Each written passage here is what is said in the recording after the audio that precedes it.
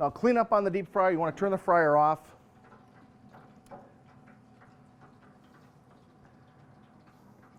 The baskets, those can go in the dishwasher, pot, pan, sink, nothing special there.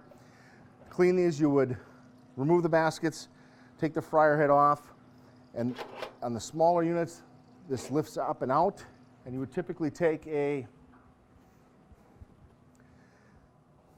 pot of some sort and a filter.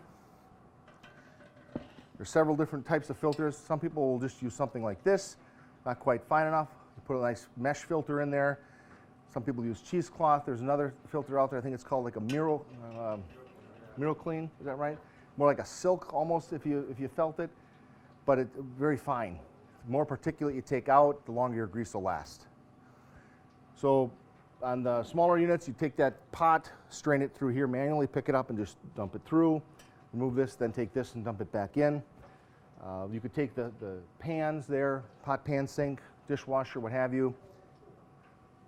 Obviously, yes, you let these cool. That's a good point. You still want to strain grease when it's warm.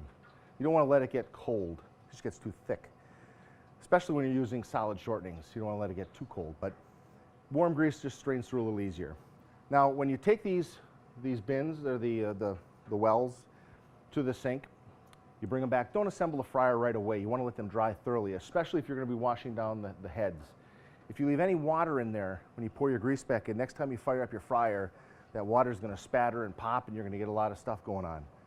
So if you're cleaning these things, let them air dry thoroughly. Overnight's really good. No need to fill them back up, especially if you're using liquid shortening. Doesn't matter.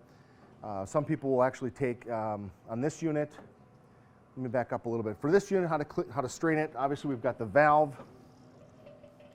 So we pull this forward, lift this up, drain it through.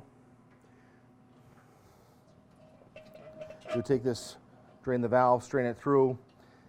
You could then put water in here, scrub that unit out, drain the water out, and then let it air dry again or wipe it down really well, and then refill that unit.